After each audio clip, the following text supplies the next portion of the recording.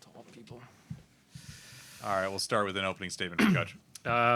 Just happy with our group. I thought our focus was there all week with our preparation, and really challenged our group to get back to who we are on the defensive end. And thought the first half we were fabulous. We held them to 14%. We guarded the line.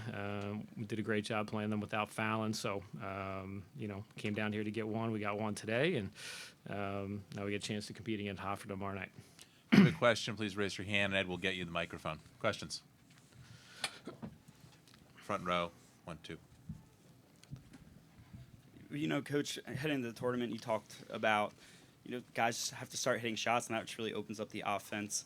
Gerald, you had 3 tonight, and same with Kevin and Tyler and Kobe as well helping. How did that really open up the offense for you guys early on? Yeah, it sure helps. We continue to preach giving up a good one to get a great one. I thought our starting group really set the tone with sharing the basketball. We were able to get into the bonus. Gerald got going. We were able to establish Jai. It was great to see Kevin Riley make a couple. He's been struggling shooting the basketball, but we were able to do it because our defense was so good and so solid. 2 years ago when we won it, we held 3 teams under 60 points, and that was kind of my message to our group this week. If we're going to continue to advance, this group has a chance to do it on the defensive end. And I thought our intensity, our competitiveness, our fight on that end obviously gave us an opportunity to get out in transition and give us some separation. And then, when we're making shots and sharing the basketball, it's a pretty tough, potent team to stop. Now, Gerald, you had a career high. You had 17 points, and you had helped the Blue Hens to victory tonight. What is the key to your success in tonight's victory over the Hampton Pirates? I think it's just everybody else being active. Obviously it's going to be a lot of attention on me when I have the ball in my hands. So just everybody just executing, making the right plays, and just ultimately knowing, it's not about me. It's about everybody else. And my teammates being able to just play hard and being able to set good screens for me and just playing off the ball for me allowed me to ultimately have success today.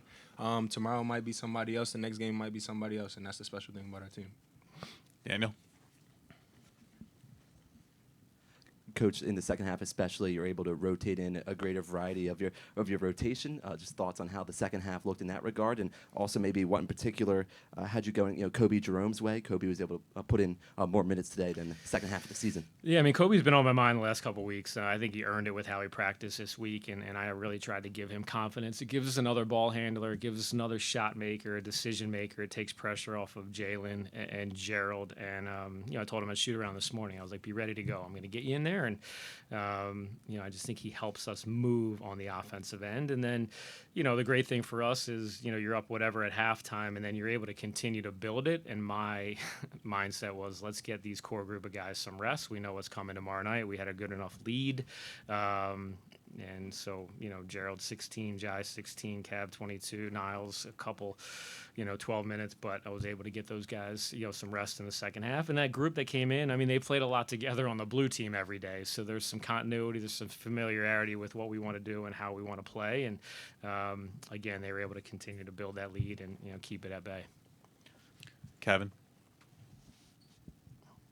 Thanks, Miles. Kevin Treslini, DelawareOnline.com. Martin, you mentioned the challenge tomorrow. What do you guys have to do well in that game tomorrow to change the result from when you were up there in January? Yeah, that was a long time ago. I feel like we played Hampton maybe 2 years ago, and then I feel like Hofstra was less than 2 years ago. It was a long time. I think our first road swing. Obviously, Tyler Thomas, Player of the Year, super talented offensively. Kind of the three-headed monster with him, Carlos, and Dubar. So, we got to be able to limit them. We got to be great on the defensive end. And then how do we be efficient offensively? What do we need to do to establish Jai? What do we do to open up the floor? Obviously, we'll get back later tonight and prepare. I haven't watched a whole lot of them, to be honest with you. So James Robinson has a scout. We'll put a lot of pressure on him to make sure he's ready to go. But luckily, we don't play till 8:30, probably 8:45 tomorrow night. But I think it starts with Tyler Thomas. He's a talented scorer. I think we did a good job in the second half on him up there, just trying to limit his touches and make him work for everything. But it's going to be a heck of a challenge, and we got to be great defensively to be able to slow them down. Makai Abbott, Afro News.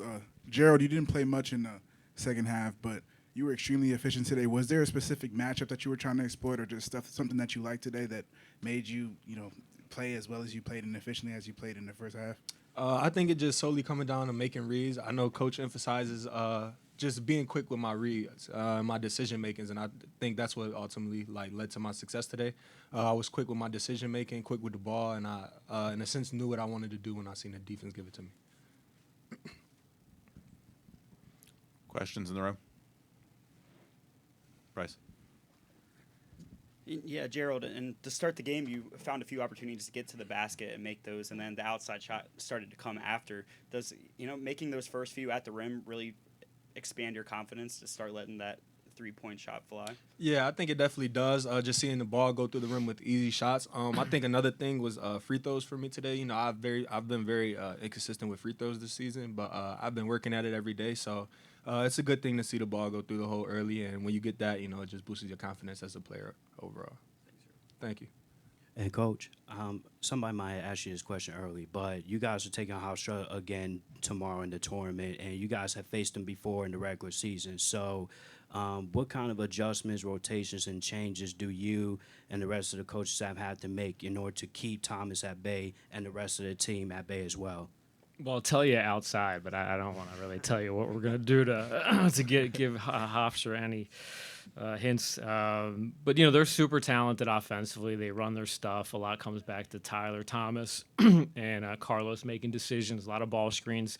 We just got to limit them in transition. I think we got to be really good offensively and take care of the basketball. I think where they got some separation at their place, we were a little careless with the basketball, and they were able to get it out in transition. So, just trying to make it, a half-court game, trust our defense, trust our matchups, and then, got to be able to rotate different guys on Tyler Thomas. It can't just be Niles. It can't just be Jalen. They run a lot of ball screen actions where they got multiple guys that can score the basketball. So our guys are familiar with them. We'll be ready for the challenge, and hopefully we can score the ball as efficiently as we did tonight. Thank you. All right. Thanks, guys. All right. Thanks, Miles. All right.